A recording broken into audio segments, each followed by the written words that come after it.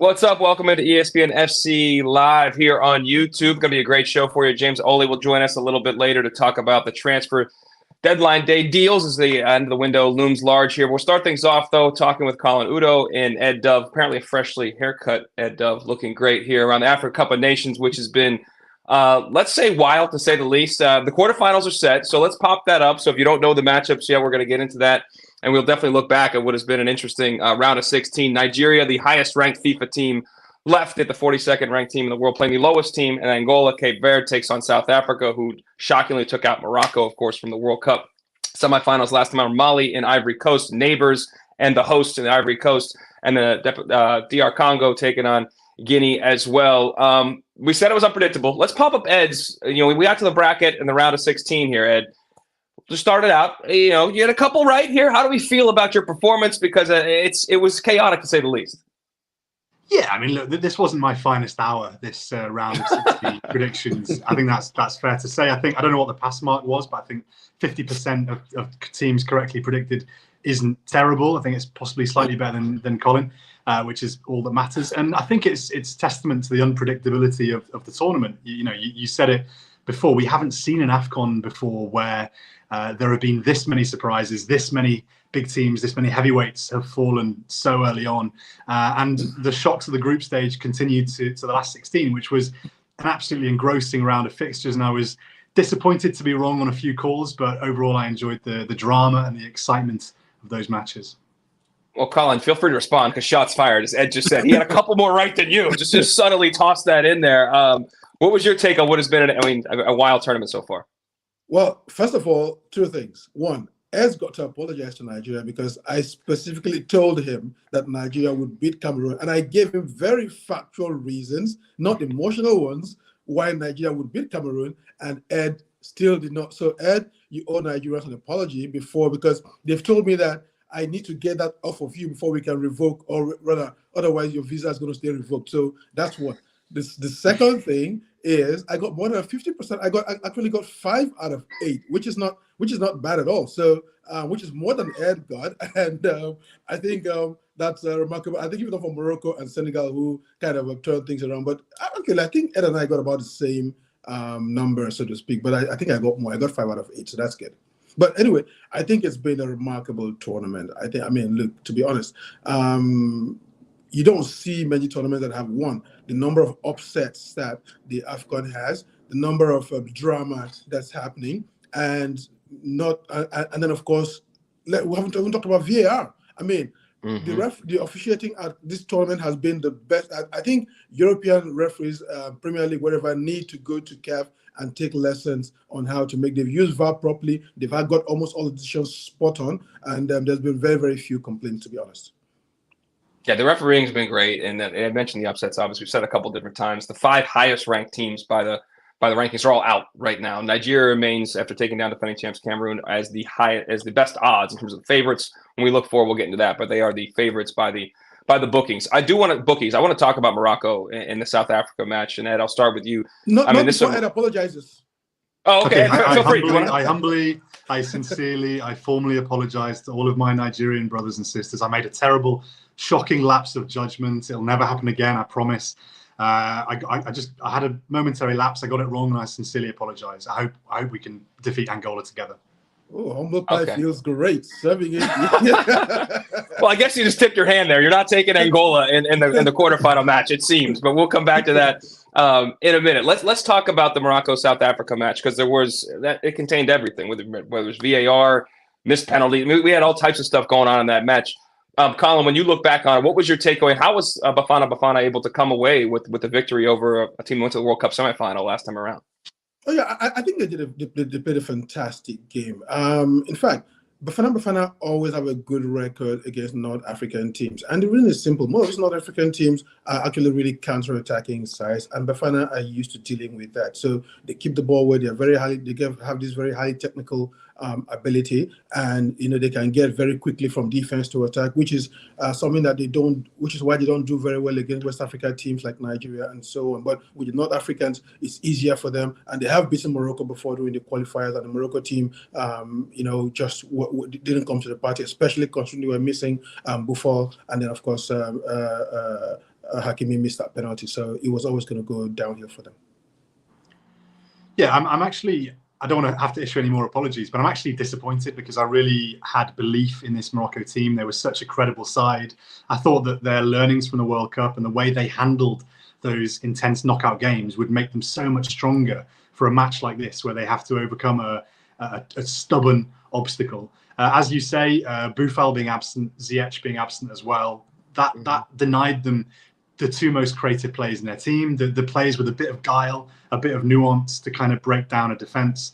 They replaced them with direct players who were effective to an extent, but that also means they didn't have the direct players to bring off the bench to change the game as it went on. Ultimately, I'm disappointed because we're missing some titanic clashes that Morocco would have brought us, and also disappointed that they didn't demonstrate the maturity and the character they showed at the World Cup. Hakimi missing the penalty, Amrabat getting sent off, just petulance, kind of just a lack of control and lack of composure in midfield. A really ignominious evening for them against Africa. You just touched on something, Ed, and Colin, I wonder what you think about that. When you have upsets, there is drama, there's unexpected things happen. But the best teams that we think don't end up playing each other, or the biggest, maybe some of the bigger teams or some of the bigger players don't play each other. What is better for this tournament at this time, to have the upsets and have more parity, or to have some of the bigger teams playing at the highest stakes games? Look at what the upsets are causing. Everybody's eyes are tuned onto the AFCON right now. I mean, there's another tournament going on with the AFC, but it doesn't have as much interest as the AFCON. And why is that? Because of all the upsets. Everybody expected, oh, this is going to happen. It didn't happen. So I think I'd rather have these upsets, because what it does is also throws these other smaller teams into the spotlight and makes them, much of a more better eye-pleasing proposition, because now everybody's thinking, where's the next upset going to come from? And to be honest, right now, I don't even know. I mean, it's hard to predict. So I'd rather have this than that. And one more thing to add, I think I've also been disappointed at the behavior of our reporters at the tournament. We had Ghanaian journalists abusing players in the mix zone. We had an Ivorian journalist going half, naked in the media tribune, and then we had some fighting that went on last night. So I think last night, and so I did make a complaint to both CAF and the AIPS, and the good thing is they've taken action, and I hope that we don't see those things anymore. Yeah, I actually disagree. I disagree with Colin's point. The first point there, obviously, I hate to see nudity in the press box, but on this first point, I actually really wanted to see those titanic clashes in the semis, the final. We had three teams who have really proved their greatness already: Algeria in 2019, Senegal at the last Nations Cup, Morocco at the World Cup, and a titanic clash between any of those three would have been mouth-watering. That would have been eyeballs on Africa. And we've got some other great stories, but I'm personally disappointed we won't get to see those heavyweight blockbuster clashes. Okay, let's guys, if you can pop up the graphic with the quarterfinals again. Let's kind of get into each matchup quickly. You said you don't want, more upsets are better, Colin. Would you feel if Angola beat Nigeria? What are your thoughts on that one? Why you put me on that kind of spot? Anyway, I mean, I'm never ever going to bet against Nigeria, and part of the reason is, I mean, there are times when you could bet against Nigeria, but not this time. This team is looking better than I thought they would look going into the AFCON, and I had a chance to speak to some of the players yesterday, especially William Troost-Ekong, and there was something he said, which is something that we've seen at this tournament. He said they don't want to have any team outwork them, and that if they don't allow any team outwork them, then their quality will show. And that's just been the story of their tournament. So I think that as long as they carry that same mentality into the game, it's going to be hard for anyone to beat them, especially Angola. Ed? I think Angola have really, they're the team who have brought players who maybe no one's ever heard of before, who are really kind of holding their own. Guys like Gelson Dalla, for example, Mabalulu, players who really have never had the spotlight. So it would be great to see them go up against Nigeria. But I agree with Colin. I think the first time we've agreed since 2017, I agree with Colin that Nigeria are going to go through. I think, as he pointed out last time, really strong defence. Once you take the lead in such sapping hot conditions, it's such an advantage knowing that you've got a defence who are going to keep things tight behind you.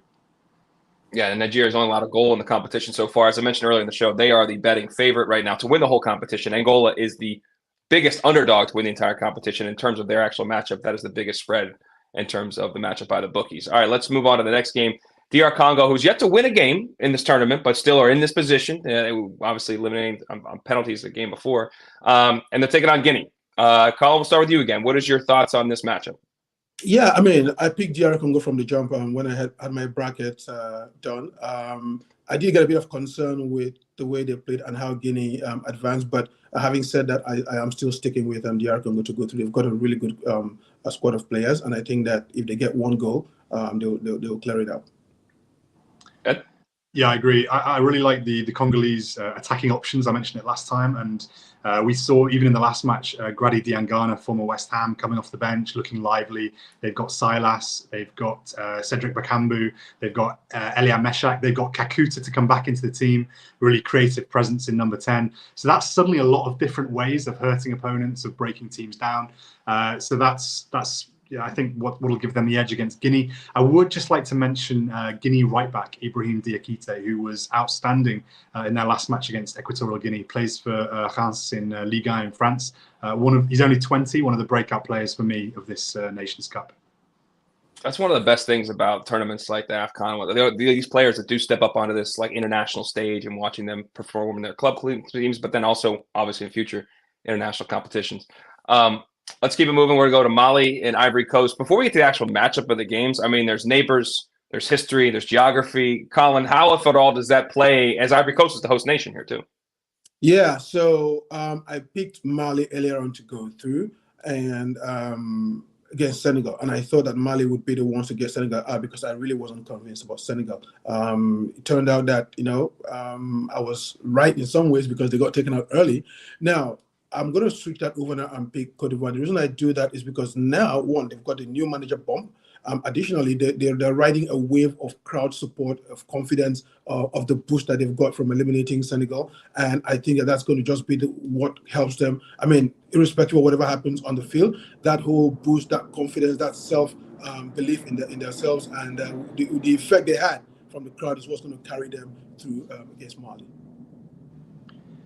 I'm going to make a case that Ivory Coast, it's actually one of the most remarkable performances in a tournament by a team that I've ever seen, or I think even in the history of football. You've got the kind of absolute disaster element of like Brazil 1950 or France in 2010 getting beaten at home 4-0. But you've also got then the kind of underdog element of like Greece 2004 or South Korea 2002 by actually eliminating the holders when they were dead and buried. They've sacked their manager midway through a tournament.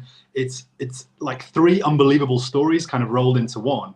And I think the momentum they're going to have now after eliminating Senegal, they've got some decent players. Like, don't forget, this redemption arc is one of the best AFCON storylines possibly ever. And I can see them defeating Mali now. And maybe even going all the way to win, to be honest, because it's such a remarkable, there's such a remarkable point right now that they can ride this wave all the way to the end. That story would be unbelievable. Like, I mean, it's wild to have a manager change in the third game after a group stage of a tournament and then continue to roll with all the pressure of the home team as well. That would be crazy if that actually took place. Let's go to the last quarterfinal. Cape Verde taking on South Africa. Where are we at in this? Colin, you lead us off. I'll be short about this one. I don't think South Africa will get past this round. I mean, they were extremely fortunate to play against the way they played against Morocco and got past them. Again, like I said, they are used to playing and winning against North African teams. But when they face the physicality and technical skills of West Africa, they tend to fall short a lot of the time. So and Cape Verde have got the weapons to really, really hurt them. And they've played well. They've scored goals. I think they've been amazing. In fact, for me, I'd look at them as if there's an underdog that I think might go on to win this tournament, I think it might be Cape Verde. For me, Bafana, I thought Cape Verde against Mauritania, they only won 1-0 against one of the poorest sides in the tournament. And I think their legs, maybe their race is run. Whereas I think South Africa, with Hugo Bruce, he's a manager who's actually won the tournament with Cameroon, maybe could give them that extra edge in a knockout game. Evidence Magopa, a real handful up front, 6'2", powerful, really keeps defenders busy. Great match, hard to call. I'm just going to edge it with South Africa. Okay, we're going to end on a big picture thing because you just touched on it. I mean, let's get to we said Nigeria is the betting favorite, just under 2-1. Ivory Coast is second at 3-1. Mali 6-1. DR Congo 10-1. Cape Verde, and Guinea and South Africa 12-1. Angola at 20-1. 1. That said, Cape Verde, you just said, Colin, you kind of tossed it out there. You teased it, maybe they're in the mix. We're not going to see you guys again, maybe till the final. We've got another round to go, and then we've got to get your predictions again. Just give me a winner with the odds and context. If somebody wants to make a little wager here, what would you like to go? I go Nigeria. Okay. Was that heart or head? What do we got here? Heart or head? A little bit of both. Okay. Again, like I said, just from that, seeing what they've done, and also, listening to the way William Troost-Ekong and Ahmed Musa were talking, that if they keep this spirit of working themselves to the bone and just making sure nobody outworks them, it's going to be hard to beat them. I mean, it's going to be hard for any team to beat them. So if nothing changes and they take that attitude all the way, they're going to get to the final and win it. But there might be a stumble there. So from a heart perspective, of course, I want them to win. From a head, I think if they play the same way they've been playing, they're quite capable of doing it. Ed, you like the favorite? You want to take a flyer with us? You mentioned Congo at 10-1, which is actually seems very generous odds considering they've not lost. They've got Guinea next. Okay, they haven't won it since 1974, but at the same time, I think 10-1 seems very generous for a team who are organised, are defensively pretty solid, have just dumped out Egypt, have got, as I mentioned before, great attacking options. I don't think they'll win it, but I think at 10-1, that's good value and a decent run for your money. Fellas, great to have you. Enjoy the quarterfinal matches. Appreciate you. Thank you very much. All right, let's move on to the transfer conversation. James Olley joins us now as we are encroaching into deadline day here. Let's start with just going to go through some different stories and different players potentially moving. And James, you tell us where we're at. Conor Gallagher to Spurs. What do we see here?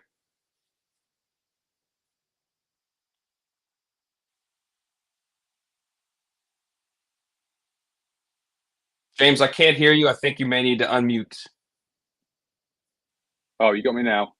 Got you now. Go ahead, sir. Okay. Sorry about that. So, yeah, Conor Gallagher. Look, I mean, as with a lot of these deals, I think there are quite a few moving parts.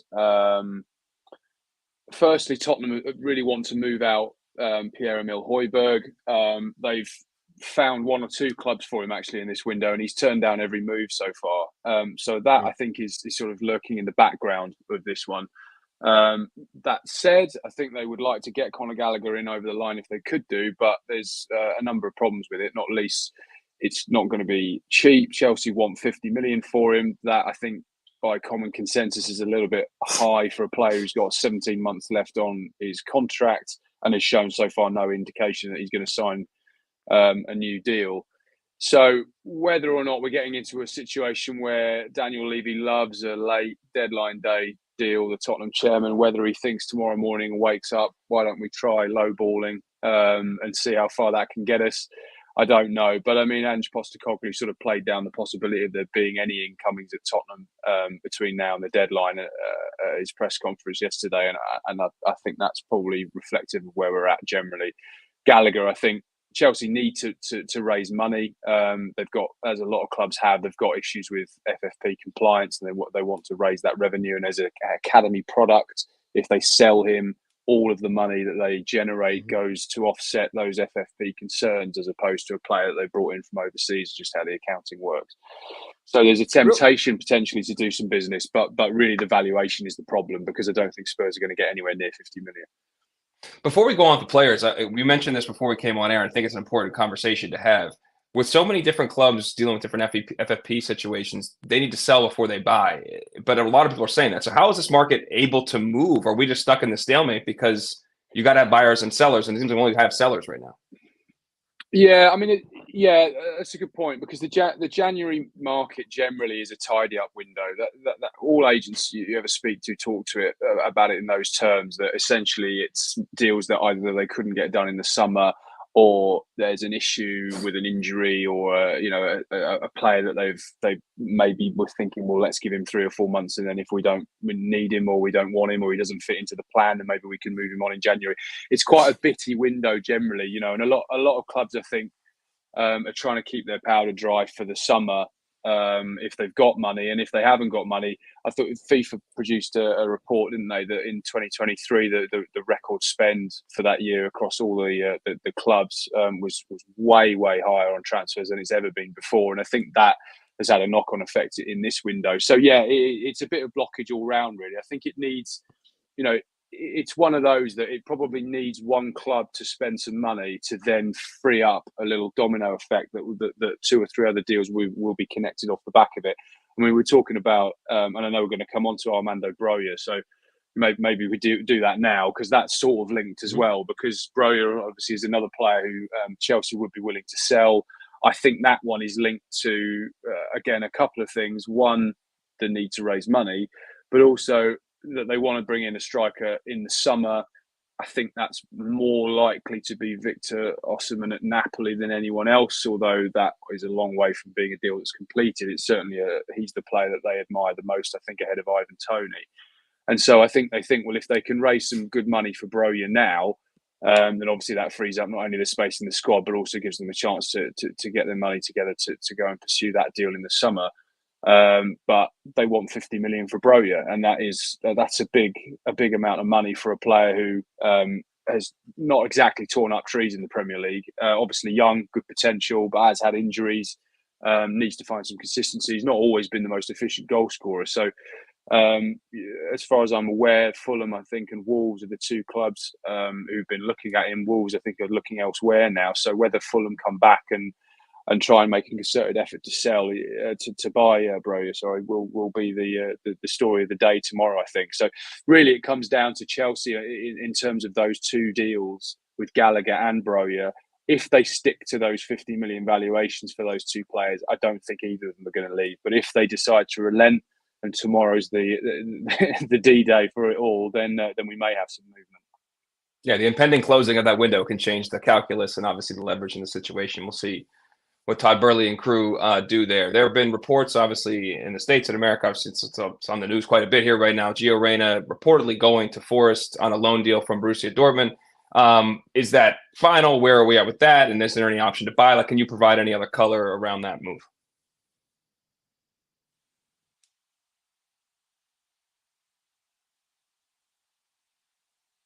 I think we may have lost James there.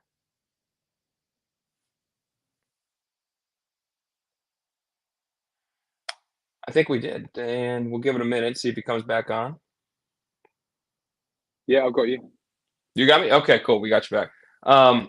We're just trying to touch on Gio Reyna there, American midfielder that's on loan supposedly with from Borussia Dortmund to Forest. Can you provide color? Is that deal? Is there an option to buy? Like, give us some insight into that deal, and is it actually, in fact, kind of locked up now? No, well, I think it will probably happen. I mean, this is very much. I think the context here is that obviously Reyna hides George Mendes in December with a view to finding a short-term deal to really get his career back on track. And I don't think it's any surprise that he's probably going to end up at a club where Mendes has the manager on his books as well. I think there's probably a few people doing some favours here to try and get a player, as I say, back on track in terms of his career. I mean, I was at Nottingham Forest last night for the Arsenal game, and it probably wasn't a fair summary of their attacking quality, because they kind of abandoned their traditional approach and they sat very defensive, very deep. They were very negative, but it was noticeable they didn't have, aside from Morgan Gibbs-White, they didn't have a lot of pace and guile and sort of quality going forward. I know they've had a lot of injuries. Elanga obviously came on in the second half. They obviously goal scorer came on in the second half and really changed things when Chris Wood went off as well. So they've got players coming back, but you could see how Reyna could dovetail with Gibbs-White, albeit obviously Gibbs-White plays in that number 10 role, which I think is Reyna's preferred position. But clearly one of those wide positions could be a useful place for him to find that and really provide that creativity that Forest are probably going to need in the second half of the season. So yeah, I mean, as far as I'm aware, there's a little bit of sort of mixed messaging around. I don't think there's any obligation. There may be an option to buy, but I think all parties really see this as a short-term, deal for Forest to give them a lift. Dortmund to hopefully get their player back in the summer, who refreshed and revitalised, and obviously for the player in the short term to start playing games again and really try and kick on from where he is. Yeah, it's a young man that I think still has a lot of potential, but since the World Cup and right before the World Cup, he's had injury history, but then since then he's just been kind of off the radar for a number of different reasons. So hopefully he can get back on. But getting a team in a relegation battle, not always the easiest thing in the leagues, in the world, best league of the world. But we'll see if that actually comes to fruition and how Gio can potentially impact Forest. Virgil van Dijk, about 18 months left on his contract at Liverpool. Obviously, Jurgen Klopp shocking the world, saying he's stepping away. What is his situation now contractually with Liverpool or maybe potentially other suitors? Yeah, so he's up in 2025, his current deal. There are one or two others. I think Alexander-Arnold's another one. And look, as much as Jurgen Klopp tries to play this down, it's pretty clear that Liverpool are at a massive crossroads this summer. And there are going to be a lot of players who are thinking now, 18 months. I mean, I thought it was interesting in his press conference, actually, when he said, no one was asking about Virgil van Dijk's future a week ago. And I think if that's the case, then the Liverpool reporters really need to up their game, because with 18 months to go, that's the time you renegotiate. You don't leave it to a year. You don't let a player get into the final year of their contracts as a club, because you lose a lot of your leverage in that situation. So I would be very surprised if they hadn't have been talking about it for a while. The fact that they haven't committed 2 or 3 players, key players in that squad, you only need to lose 1 or 2 of the really big names. And obviously the big issue as well with Liverpool is Salah, because we expect that the Saudi Pro League will come back with another mega offer for Salah in the summer. And you sort of think, well, Liverpool could easily, you could see a scenario where a new manager decides to cash in on Salah because you're getting potentially something like £200 million for 31-year-old. I mean, he's obviously still a fantastic player. But you could see how you might say, well, look, that sort of, I don't want to lose a player of that quality. And I'm certainly not suggesting that Liverpool will be better off without him. But you could see how a new manager would say, well, look, if I get that money and I can reinvest it in the squad in the way that I want to, I don't think whoever's going to come in is going to want to completely rip up the squad, because obviously Klopp's done a lot of work in rebuilding that team, the Liverpool 2.0, as he calls it. And this is the issue really with Liverpool, is do they try and keep things, try and maintain the continuity as much as they can without Klopp, or do they say, well, actually, look, if Van Dijk's not going to sign a new deal, maybe we cash in on him. If we're going to get mega money for Salah, then maybe we cash in there and we use that money to sort of reshape the team in the image of whoever the new manager is going to be. So it's as I say, as much as Klopp tries to play it down, they have got one of the biggest summers they've ever had, Liverpool, coming up. And it's understandable that there will be multiple players there who will want to see, most obviously, who the new manager is going to be, but then what the plans are for moving forward, and if they're all in it together. Because I think there's something that has been Liverpool's biggest strength under Jurgen Klopp, is that togetherness, is that unity and that fighting spirit, that cohesion that they have. That sort of high energy, high intensity, that high pressing game. You can't do that as individuals. You have to be united and together as a team. And if there are one or two start to think about the exit door or look elsewhere, then it can come crashing down. So it's a very, very delicate and difficult job the hierarchy at Liverpool have got over the next few months. Yeah, really well said. We'll break down that entire dynamic. Is going to be fascinating to watch here in the coming months and in the summer. Let's go to Arsenal, team that Liverpool and Arsenal play this weekend in a huge game at top of the table here in terms of that clash. What, if anything, then it seems like they need a striker. I'm an Arsenal fan, so I'm trying to back myself out of this. Let me just ask you, what do you think Arsenal needs to do? Unbiased. I mean, a piece I did from the game last night covered a lot of this, in that I think it's pretty clear they need a centre forward. I know that Jesus ended up scoring the goal that broke the deadlock to win the game, but I think he missed an absolute sitter about 5 minutes before that. And I like him. I really like him. He obviously works incredibly hard without the ball. His link-up play is often very good. I just think there's a reason why Manchester City sold him.